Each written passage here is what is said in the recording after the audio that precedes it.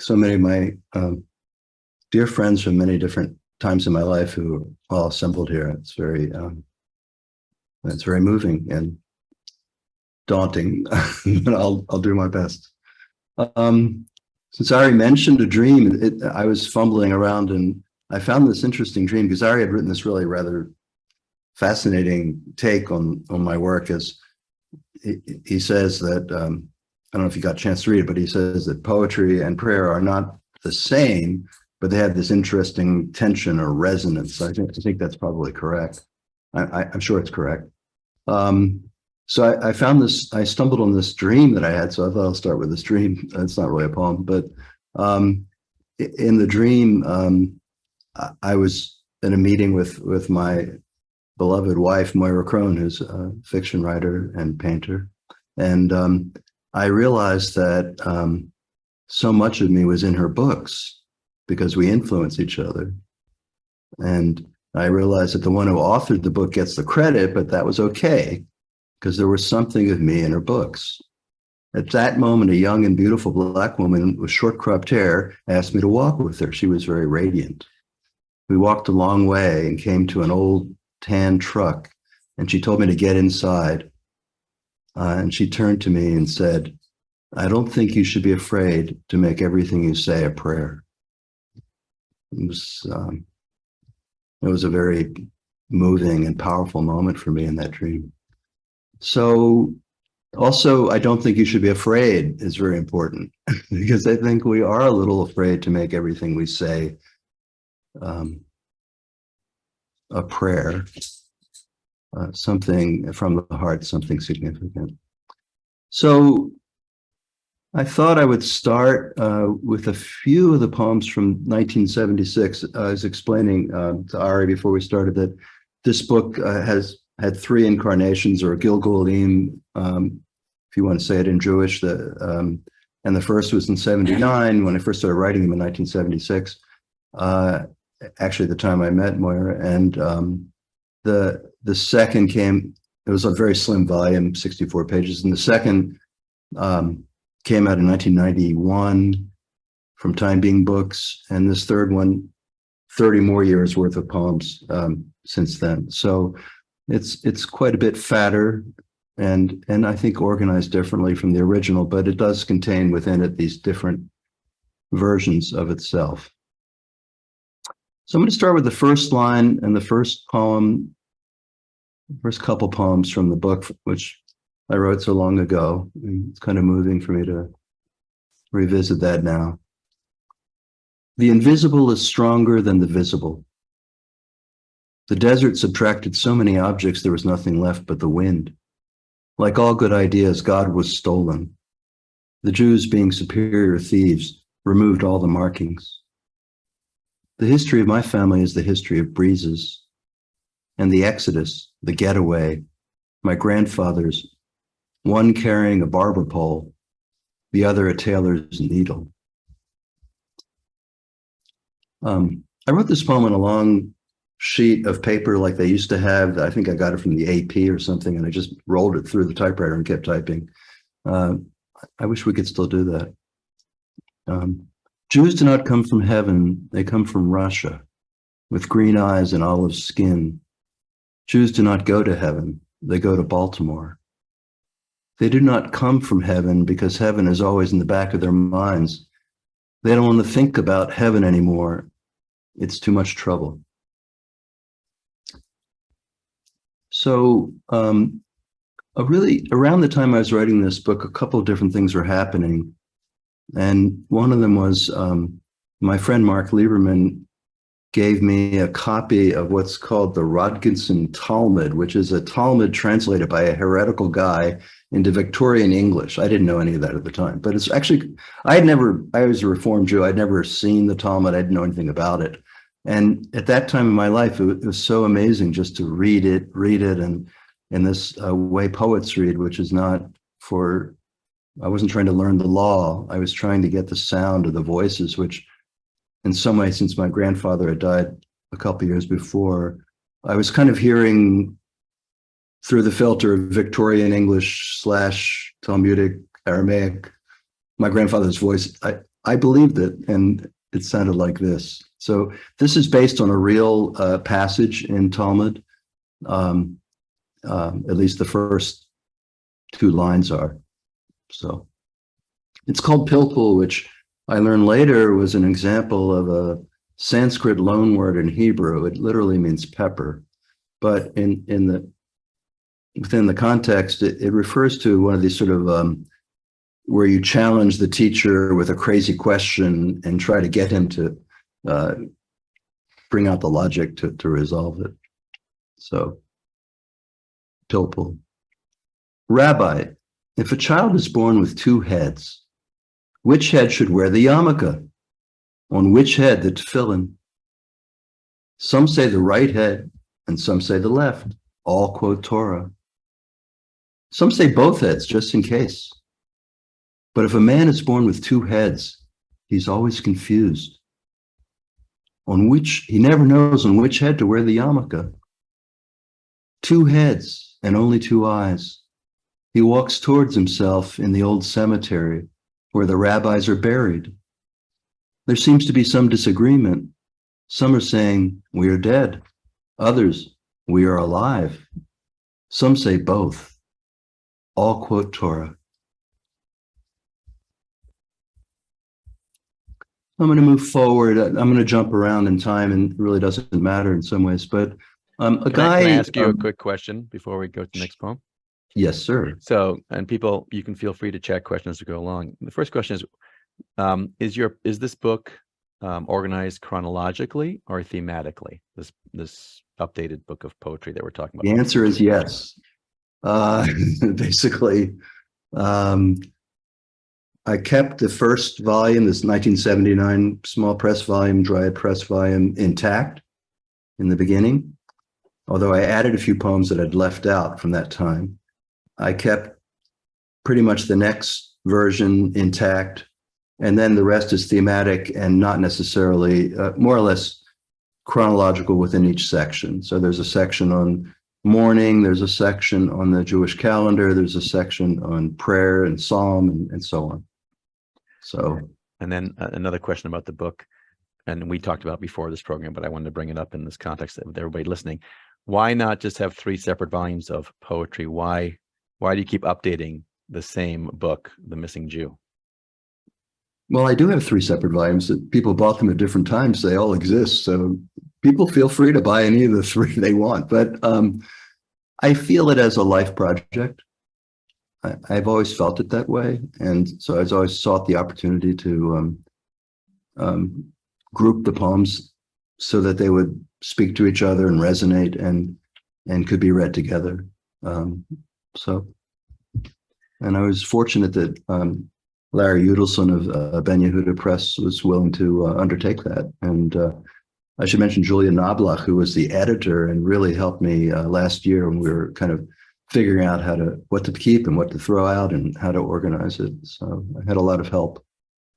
Well, in the final of the trilogy of questions before we get back to the poetry, who is the missing Jew? Yeah, so I'm not. Why don't we ask that later and see what other people think? Yeah. Okay, fine. Everybody, that's a great question. We will get input from our audience. Well, we have some wonderful audience here. I'm sure they'll figure it out better than me. Oh, hey, Lance. Amazing. Okay. So a guy of some magazine sent me an email with the following question: how do you market prayers? Which kind of astonished me. And the only thing I could do was write this poem. Does your prayer cross the street? Or is it like the skin of the serpent scratched against a stick or sharp stone? Does your prayer shred? Has your prayer ever heard a man cry or touched a woman's fur? No prayer for the smashed teeth of Ai Weiwei held against his will? I saw your prayer lying feeble in a book, and it could not climb to my lips. Your prayer has been in your pocket too long to care for the shape of a mouth. I have been in your prayers a long time, lying in the hospice, staring at the telephone. I have been in your prayers, waiting for the simple touch of your tongue.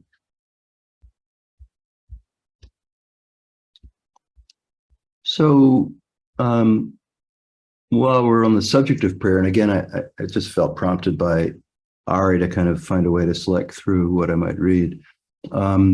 This is a poem for a man who's generally known as the Baal Shem Tov, who's generally seen as the founder of the Hasidic movement in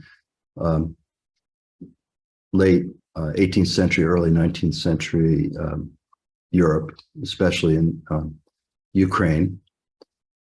And he was the great-grandfather of Rabbi Nachman of Bratslav, whose Zion or tomb I visited in 2008 and wrote about a bit.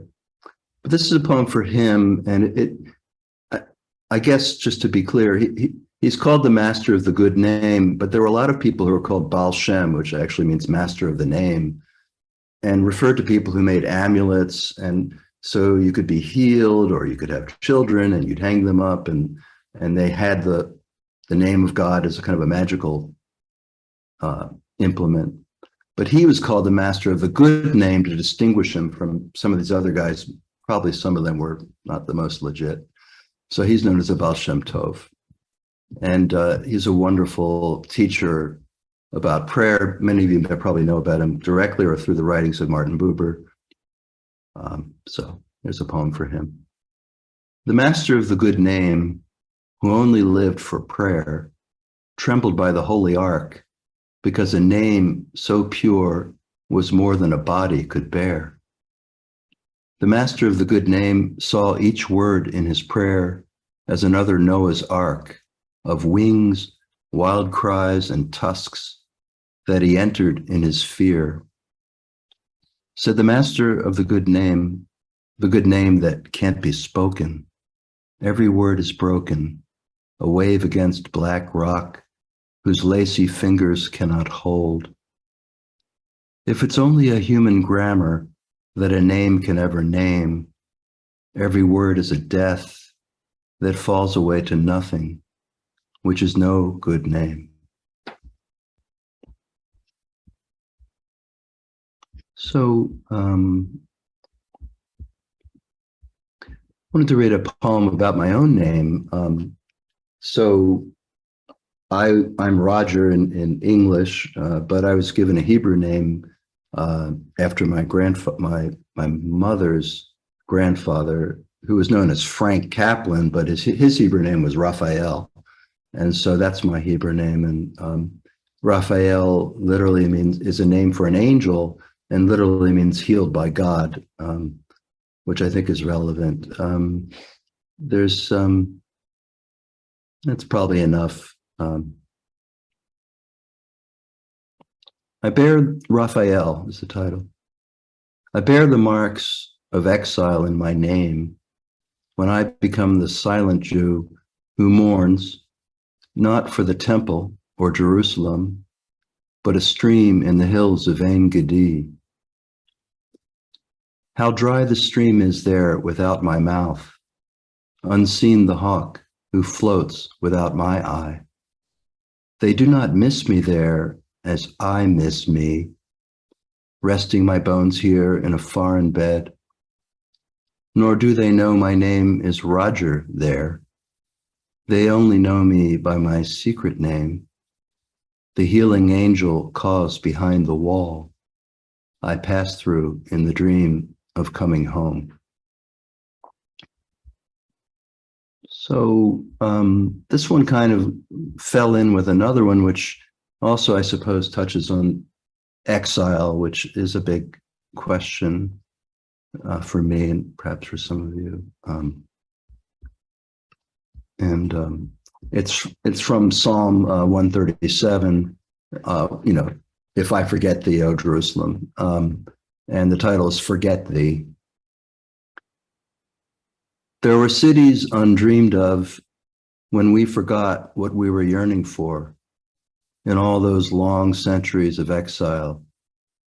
Cities with names in strange alphabets that became familiar to the tongue, Cochin, Shanghai, Rio de Janeiro, crowded cities without tear-stained prayer books, cities where new dreams scrape the clouds, cities with palms no psalm ever praised.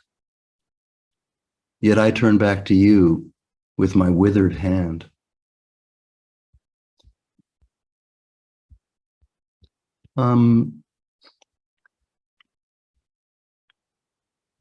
So I had a teacher, I had a number of teachers in my life, and one of the most important ones for me was Rabbi Zalman Schachter Shalomi, who's the founder of Jewish Renewal, who made this extraordinary escape from Europe as a young man, a teenager in the midst of World War II, and made his way to actually to Brooklyn, and was involved with Chabad, and then later, after a lot of exposure to various things, including LSD, became one of the leaders of Jewish Renewal. And I met him in the story that I tell in The Jew and the Lotus on the way there. I met him in an airport, leaned against one of the stanchions, and this is the first time I saw him, he looked kind of like Matisse. He had a grayish beard and he had a beret. He was leaning against the stanchion in the JFK airport. I sat down next to him and looked over my shoulder. He was translating the Buddhist text, the Dhammapada, into Hebrew. So I thought that was a good start. We hit it off, and he became one of my most important teachers. And one time he was teaching me about this idea of the Jewish idea of reincarnation, of Gilgul, of souls being sent down into bodies, which is part of Hasidic thought. And he told me this story about the fact that there's this angel called Dumia, which is the angel of silence, and that this angel teaches you while you're in the womb, the Torah, of course. Maybe you can request Shakespeare, I don't know, but apparently it teaches Torah.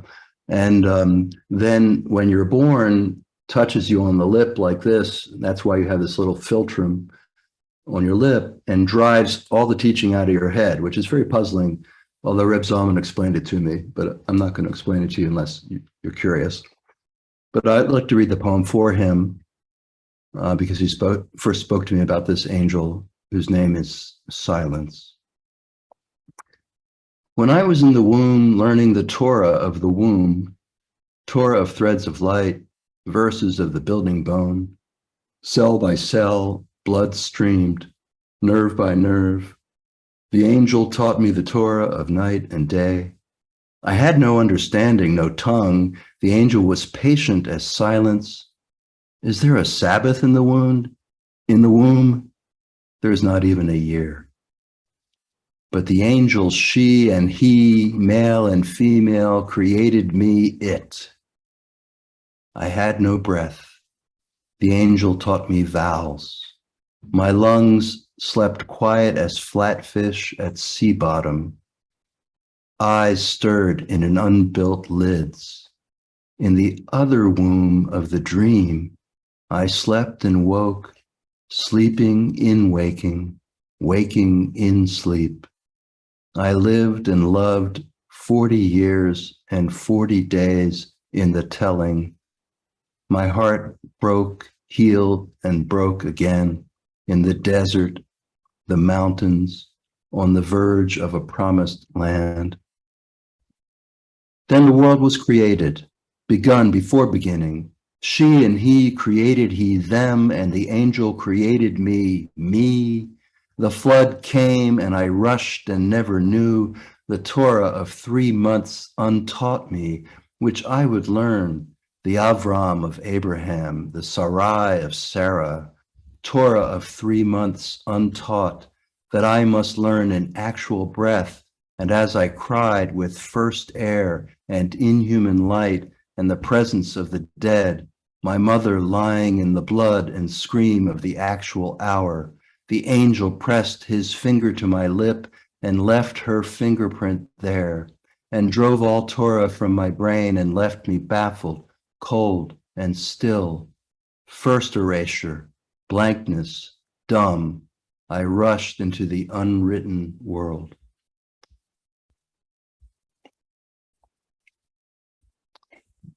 So, I'd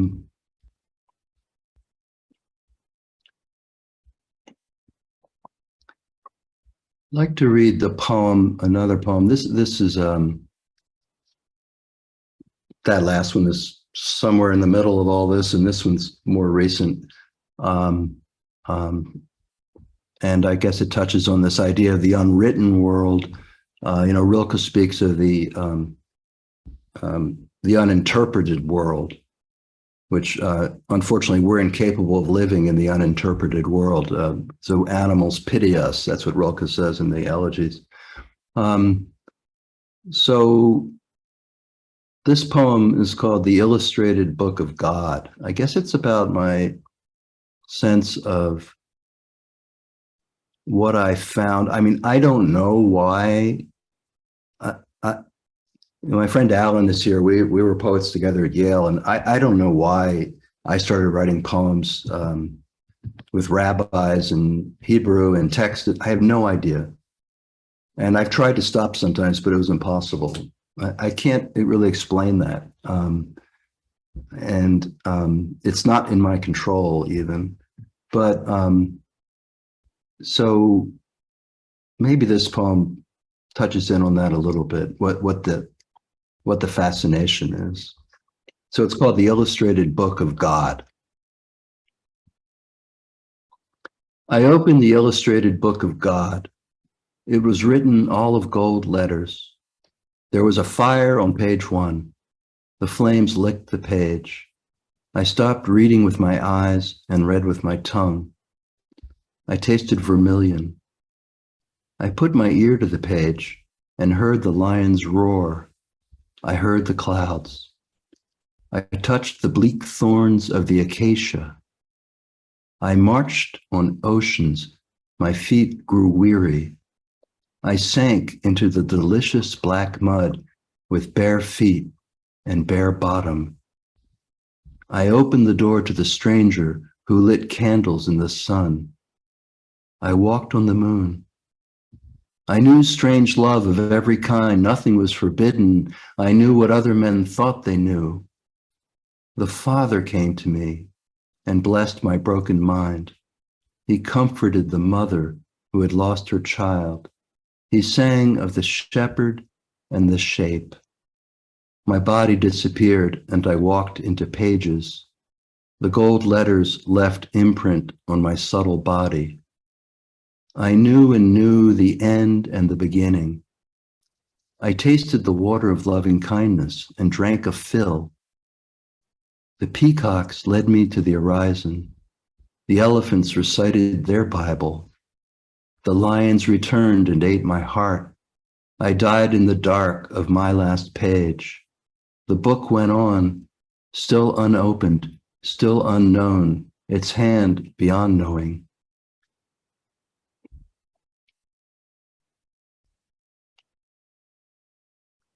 So I guess while we're on the subject, so one time I had a dream, if you are friendly with the people you lose and you make the effort, they come back in your dreams and you can kind of continue the relationship. At least that's been my experience. And sometimes they change too, because, dying is a big deal and you're going to change too. But one time I was a little disconsolate, a little worn down. And I had a dream and Reb Zalman came to me and said, Rodger, you have pages and pages in you, which I thought was really sweet. So this poem is written with that title, The Pages and Pages.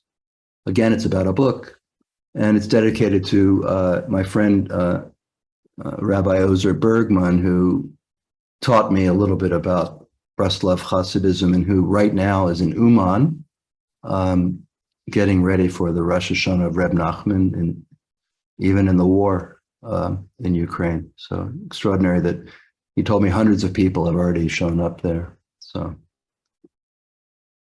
the pages and pages for Rabbi Ozer Bergman.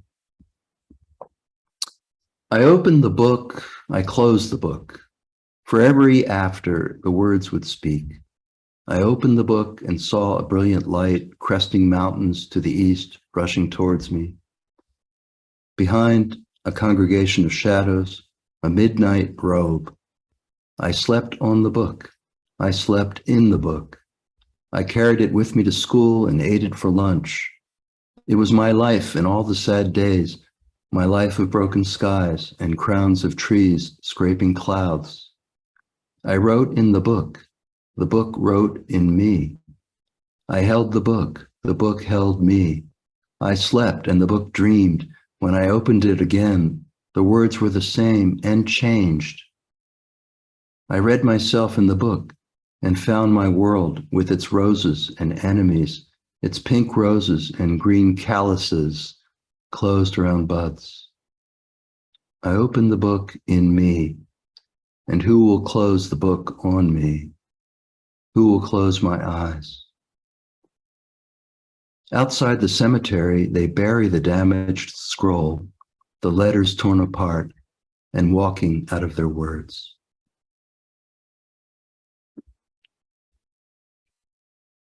So just to say it or explain that the Torah scrolls or anything with the name of God is seen as so sacred that you can't just sort of toss them in the trash, and they're actually buried. And so that actually happens, although it sounds like a poem, at least to me. So I want to read a poem for Moira. It's called Lemonade, for my beloved.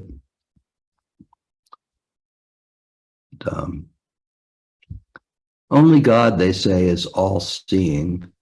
I must be some seeing, for I see you on a brick patio sipping lemonade in the sun.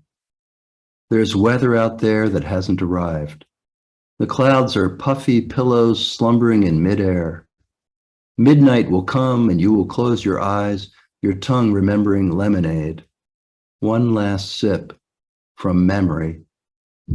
Then hail. I see some, don't see all. Where's the sun, if not inside the lemon? The hail makes tiny fists that beat against the glass. There's a rhythm I can't grasp. I know almost nothing. I turn to touch you in the dark, where all seeing sees, then lay back on the pillow's puffy cloud. It rains inside my mind all night. So I'm going to read 3 more. I hate when poets say that. I'm going to read 500 more poems. I'm going to read a little short poem I wrote called The Iliad. But anyway, I'm going to read 3, and 2 of them of some length. But the first one actually dates back to June 1986, when we were in Israel, and for the first time I visited Sfat or Sfat, Safed, depending on who's doing the geography. It's the site of the grave, the tomb of Shimon Bar Yochai, who's said to have written the Zohar. And it's a pretty holy place because it was also where one of the greatest mystics of all time for Jews, Rabbi the Ari, right? So, for a time there, in the 16th century, was quite the center. So when we got there on a Shabbat evening, early, late Friday afternoon, everything was closed. We had nowhere to eat. I went wandering around and ended up with some Breslovers who were praying and davening and wearing the first shtreimels, and one of them took pity on me and took me around, although he only spoke Yiddish. So he appears in here, his name is Shimshon. I think that's all you really need to know. Strange to be a strange Jew here in Sfat. I can read the Hebrew, but not the tone. Though Shimshon led me here, his prayer is oddly nonchalant, like business on the phone. His arching sing-song raises echoing rounds of broken mumbling, an earnest flood of Hebrew letters cracked to empty sounds, and in their midst, as if I understood, I stand and sit, a robot Jew. I lift my eyes, just as two birds enter above, late worshippers. Like me, these chimney swifts are mute. Whatever they are thinking of, it seems the bird equivalent of prayer. Three great circles in the synagogue air. Alone among these men, I stand for Kaddish, but less alone in the company of birds. O great and hallowed and wonderful God, I mock, who listens to a prayer of words mumbled in confusion or blurted out. Their prayer has wings, and if brought here by chance, they teach me too much faith can shake your doubt. If pain or beauty come by circumstance, the only God is probability. The swifts smooth a tangent and one by one head for the open window, leaving me behind. I get their view of the setting sun to contemplate. Odd miracles make me wary, diminishments a private sanctuary. I follow Shimshon out the door, my sad-eyed Jewish Virgil. I bring my own hell, a year since God played Job with me. In Sfat, one doesn't say God's name. That's just as well. His darkest name is Accident, who takes a child from mother's arms in father's sight.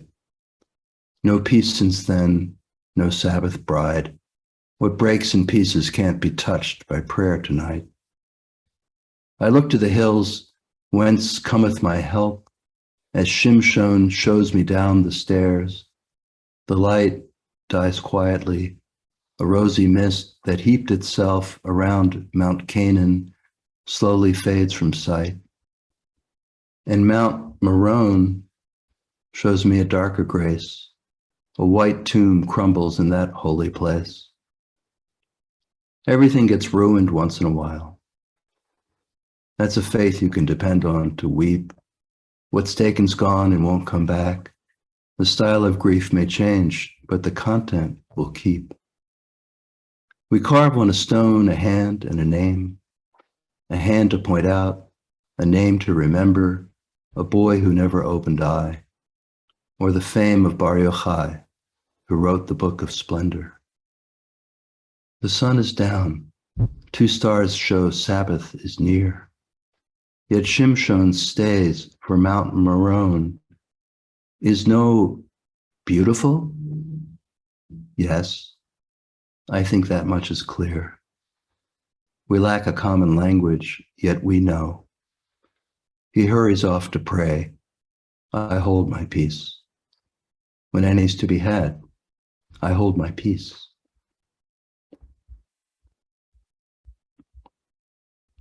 I have to say, I wrote that poem in 1986, and I don't think I've read it out loud all these years since, so thank you for being here for that. I'm going to read one longish poem and then a shortish poem, and then we'll have time for questions. Unless I've gone too long already, I don't know. Maybe I have. Ari, is it okay? We're good. Okay. We're good. We're good. Okay.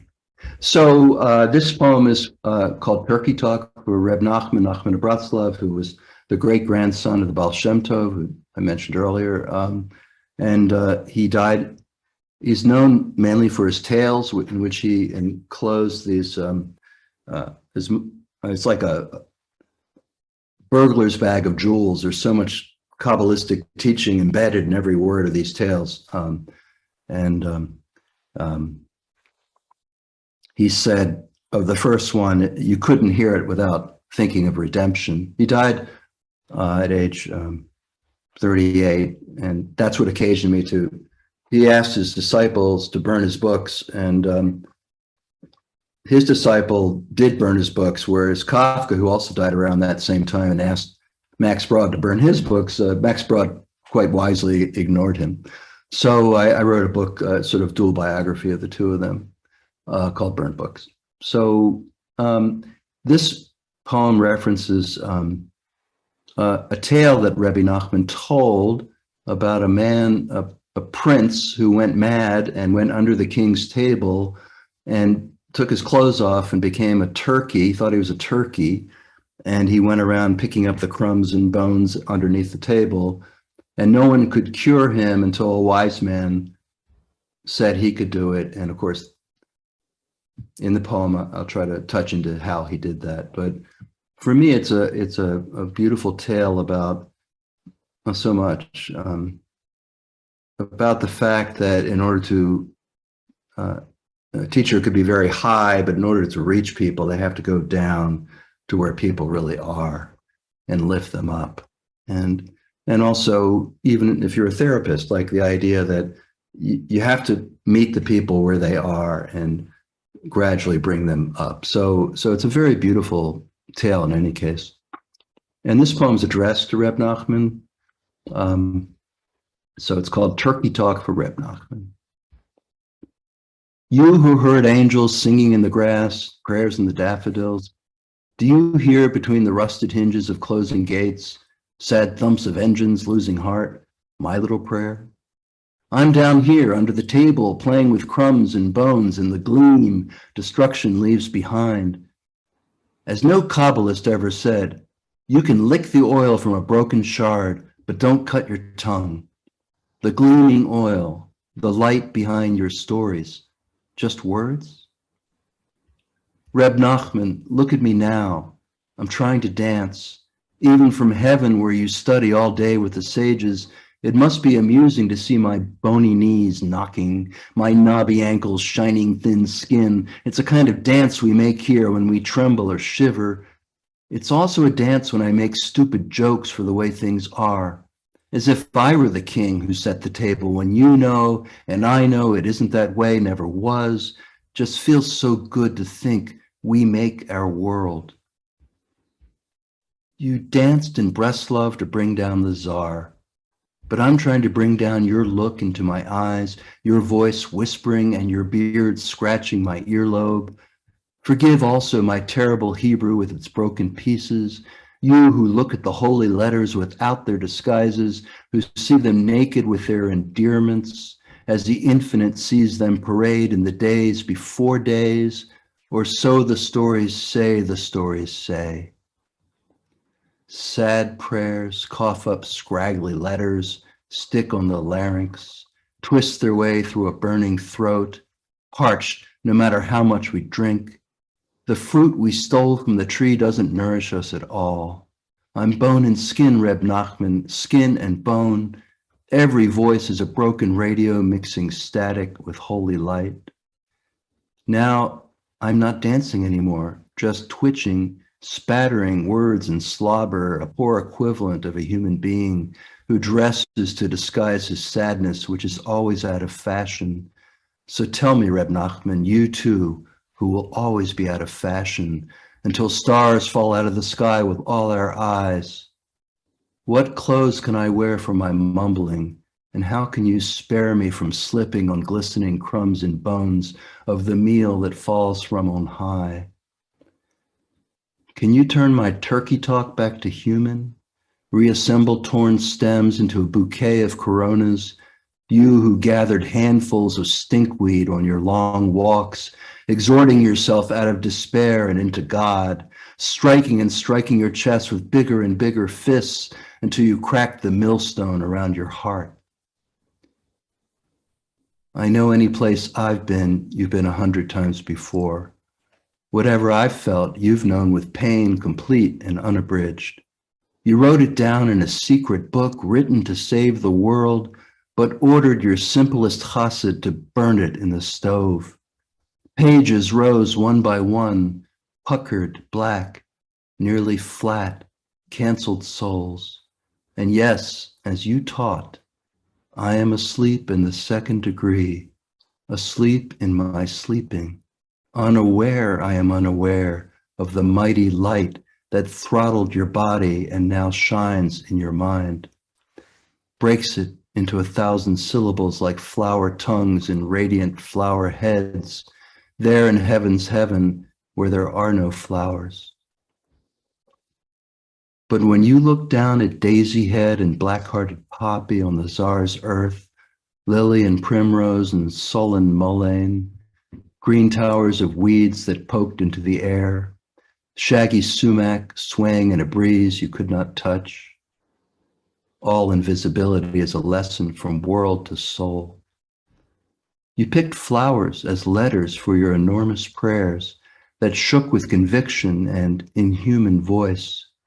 You only stopped praying when you heard your own voice speaking to itself.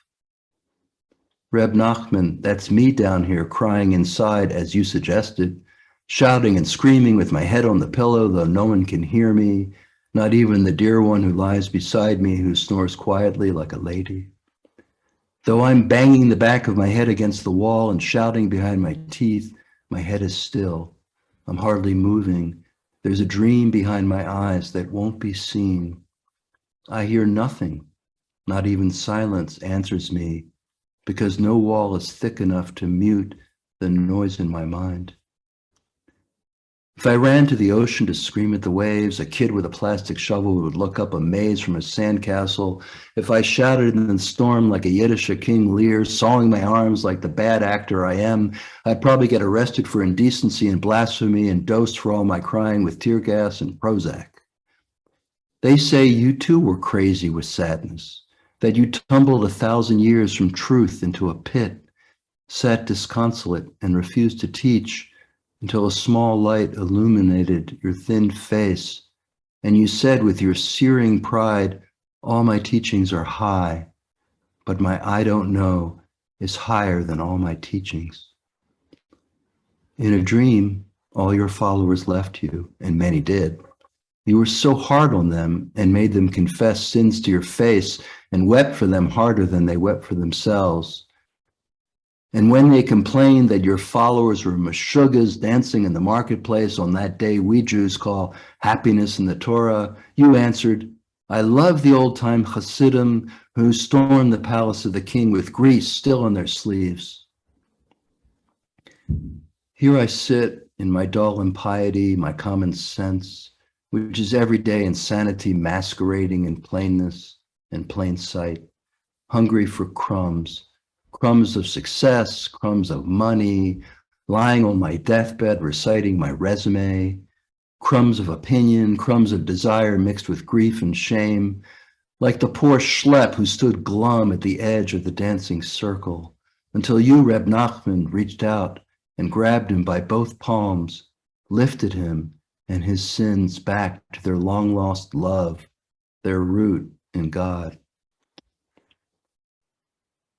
There is no ground now where flowers can't grow in spite of the darkness, of fields where broken bodies lay after their heads were broken and human tongues went lifeless against tongues of the wart and prickly burrs, when they lay mute in fields outside Breslov and Nemirov and Kamenetz, in fields where you once gathered prayers.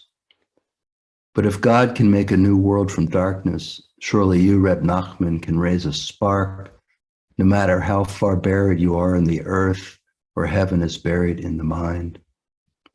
And I'm still dancing with clumsy throbs and aches because you said the greatest sin was despair, though how you love despair. More than I do even more than anyone can imagine. For despair, you gathered your Hasidim around you, and for despair, you abandoned them for the Holy Land, then came back. Those ships were wrecked and others drowned. For despair, you said you were the Messiah and believed it 3 whole years, sent out secret agents on horseback to spread the word and publish the news.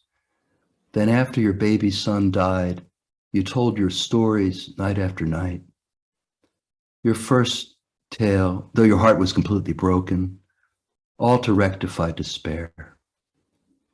Your first tale was the lost princess, and you said whoever heard it would try to find her and could not help but think of redemption. and no one got redeemed, but still you told it and invited despair to listen. So Rebbe Nachman, I'm asking you, is it true or just another story you told that when you saw a naked man gobbling under the table, a prince, son of the king, who pecked at scraps and crumbs, you tore your clothes off instantly and sat with him a long time in silence until he asked you who you were? You said, "Who are you?" And he said, "I am a turkey."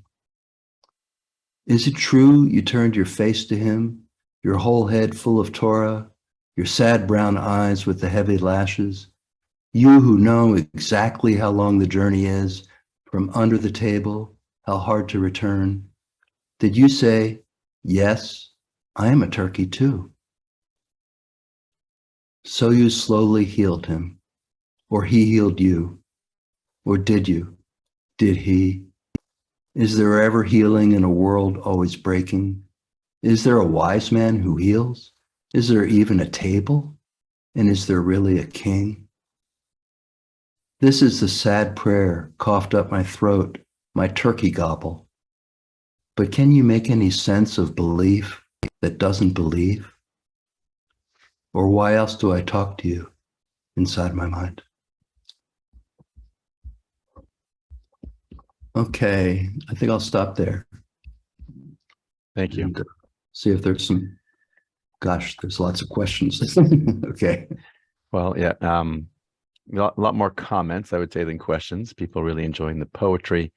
So here's a few questions in our limited time. I have them down as poetry and dreaming, poetry and prose, poetry and prayer, and then who is the missing Jew?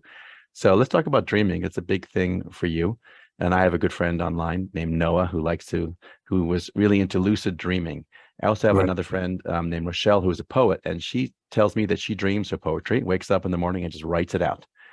I want to know the connection between dreaming and poetry for you, and if there is one. Like, I mean, do you dream your poems? Do they come to you? Do the ideas of your, how talk about that connection between dreaming and your dreaming experience and your poetry? Well, it's a, as we say, a Megillah. It's a long scroll. And I think my fellow poet dreamer probably could verify that.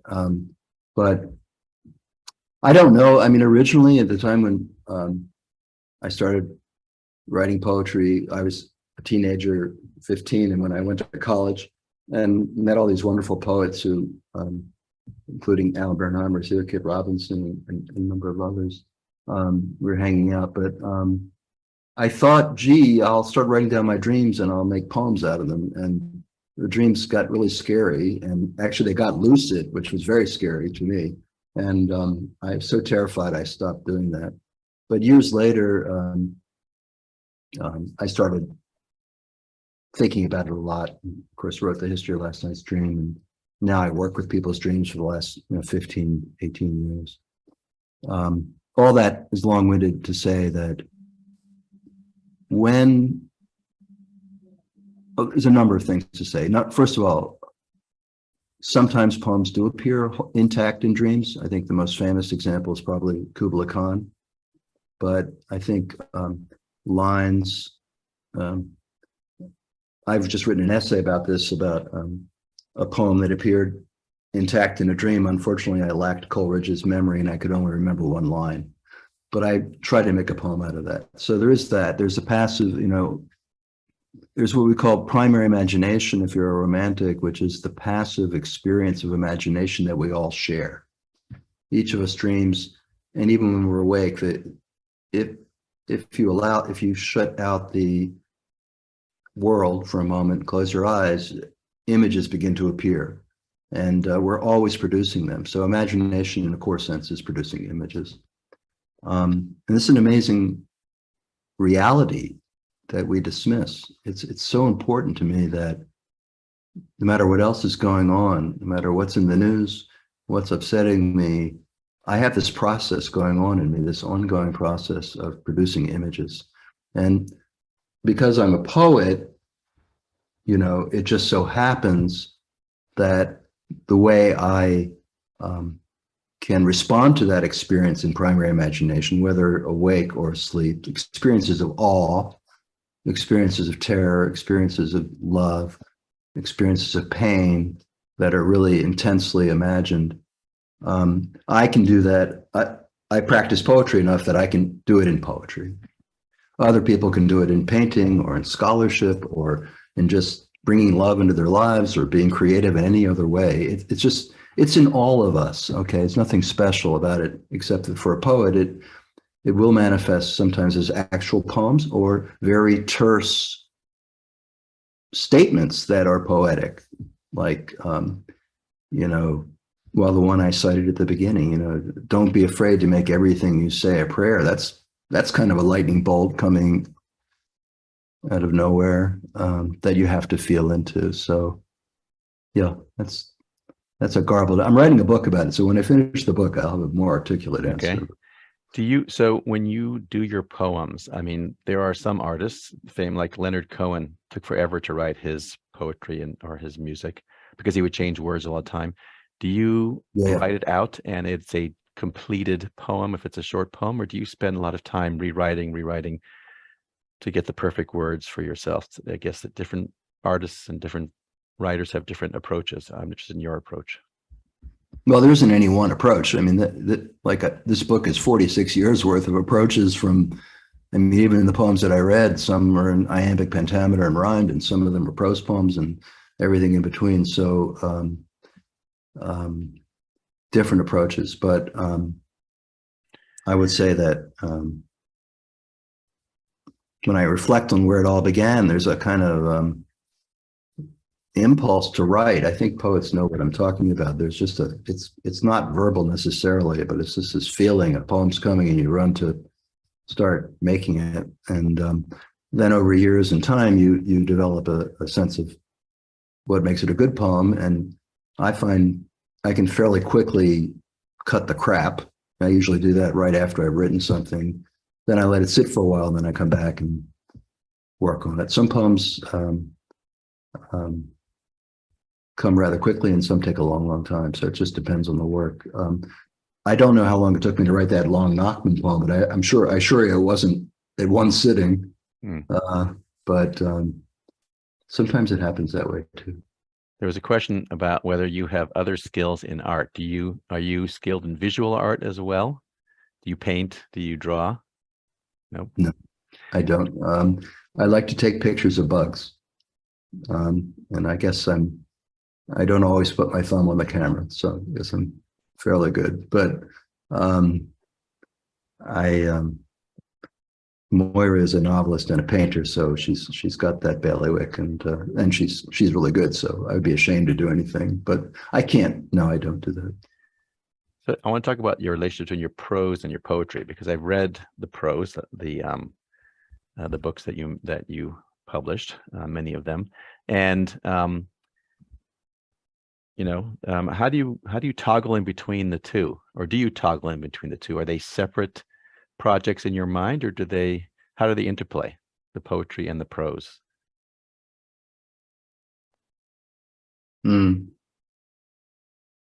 Yeah. I think poetry was the first love, and I just felt that what I was learning in poetry, there were some things I first turned to prose in part just because it was fun to write op-eds for the Baltimore Sun and get on the bus and see people open the newspaper and they were all reading it at once. That was kind of thrilling, especially for a poet, because poets are pretty much neglected. So I guess I did it for ego satisfaction, and I got fairly good at it.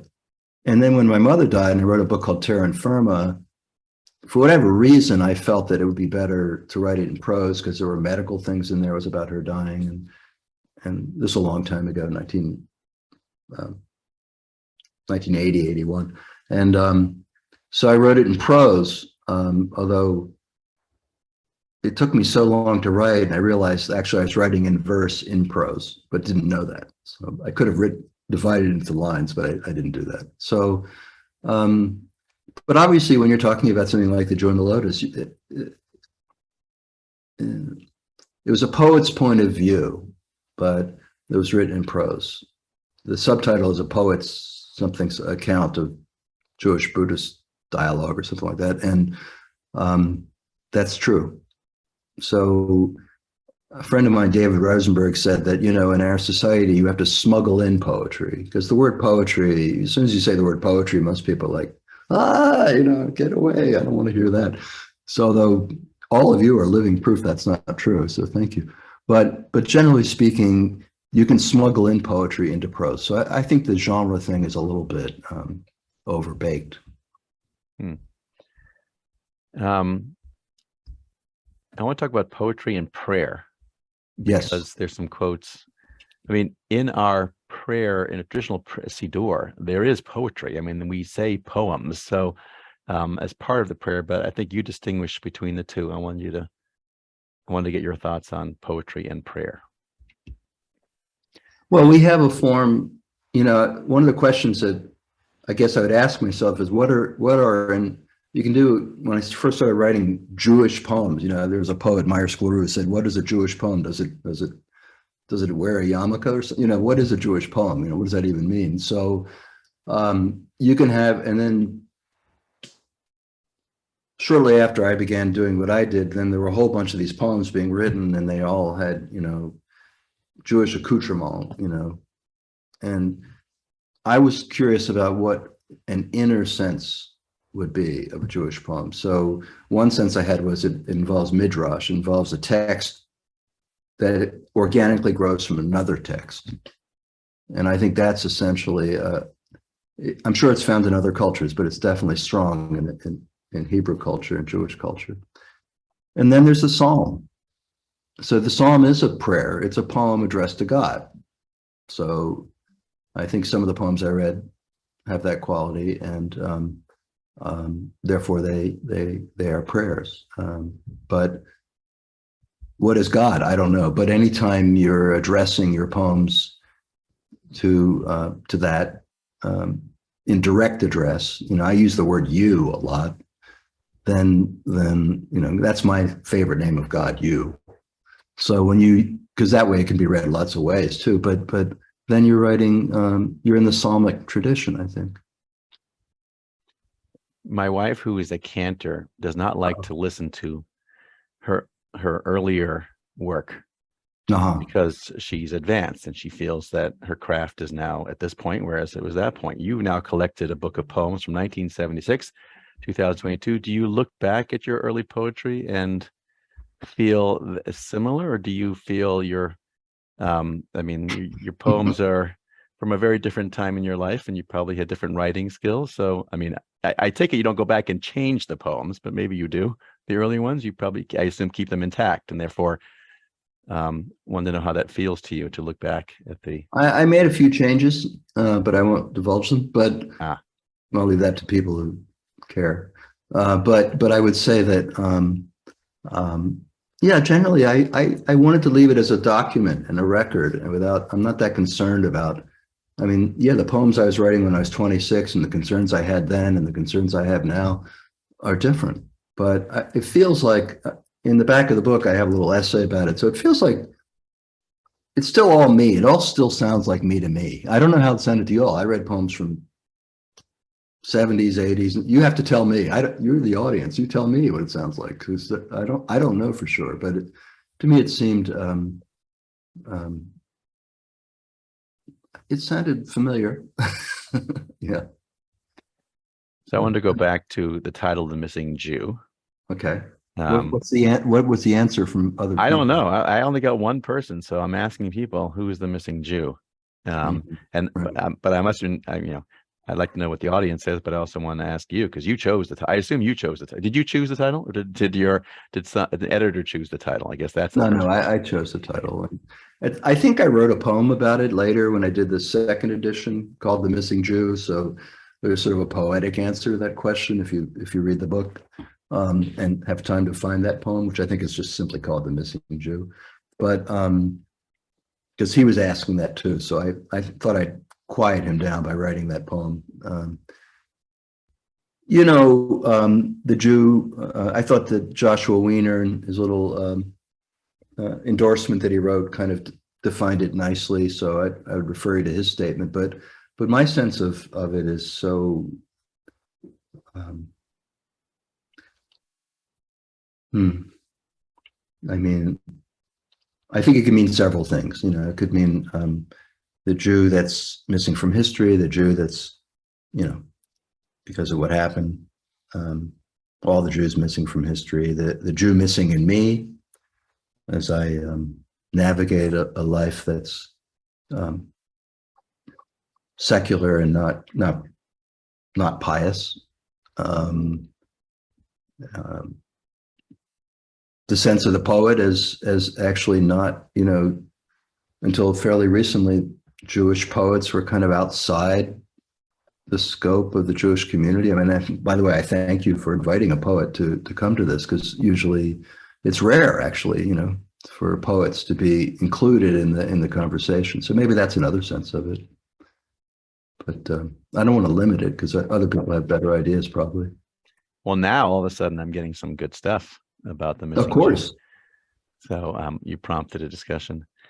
There was a question, and someone said, if they've never read Rodger Kamenetz's poems or poetry before, what book should they read first? Now, I would say get The Missing Jew, because that's going to have a lot of your poetry. But yes, I agree. Yeah, so I'm going to post a link right now, and you can. Oh, okay. I posted one at the beginning, but feel free to post. Oh, I'm sorry. That's not it. That's not it. I will share.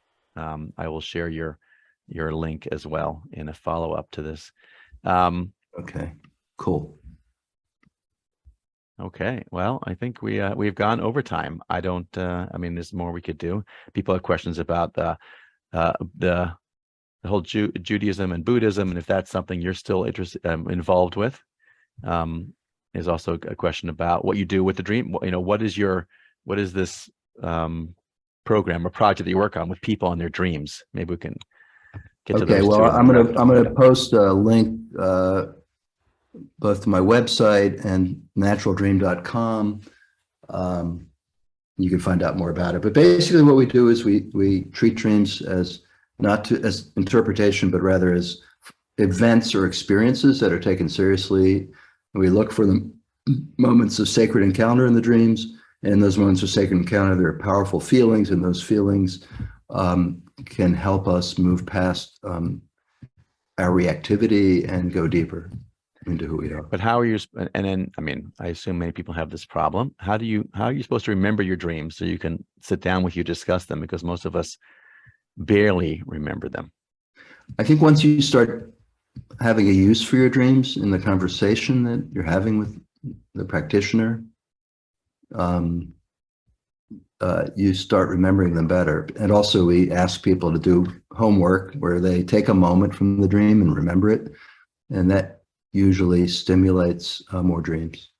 So it's a process, but once someone does some sessions and they realize, oh, wow, I didn't know that about me. And I didn't know, I never felt that before. Then their dreams start coming up stronger for them. So, and ending on the Jew and Lotus, so Judaism and Buddhism, is that still something that you are interested in working on, writing about? I'm working on some project around it, but I'm not. Yeah, and I teach. I mean, I taught last year on dreams to a Buddhist community online, actually in southern Santa Barbara, and I still engaged, and occasionally I do sitting meditation myself and try to investigate that. But so yeah, it's in my life, and I know so many wonderful people involved with that more directly than I am. Thank you. Well, thank you, everybody. The Missing Jew, Poems 1976, 2022. When are you coming out with the next iteration of this book? Well, sometime before 120 years old, I guess. I don't know. It's not up to me, my brother. Okay.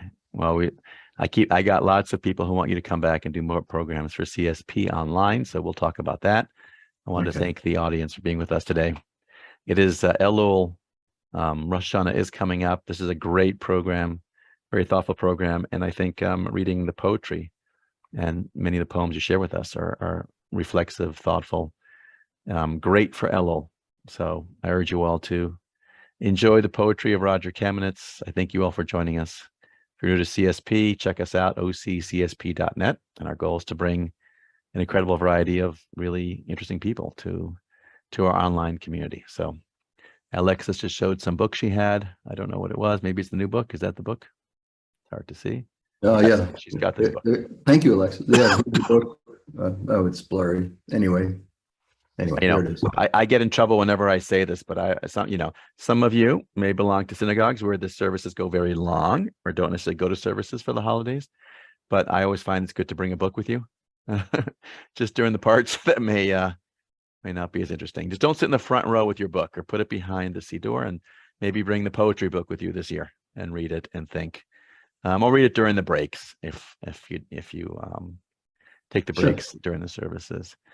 But Rodger's nice seeing you. You were I don't know if Tamar Brow remembers, but you were here in our community many years ago for one of your books. I think you gave at least one lecture, if not more. So it's been probably over 10, 12 years. Nice to see you again. And nice to meet all these new people. Take care, everybody. Be safe, and see you at a future CSP event. Thanks, Thank you. Thank you all. Thank you. Shana Tova, everybody. Have a great and sweet and healthy new year. Bye-bye. Thank you.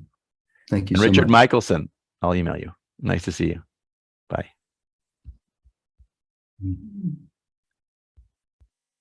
Wow.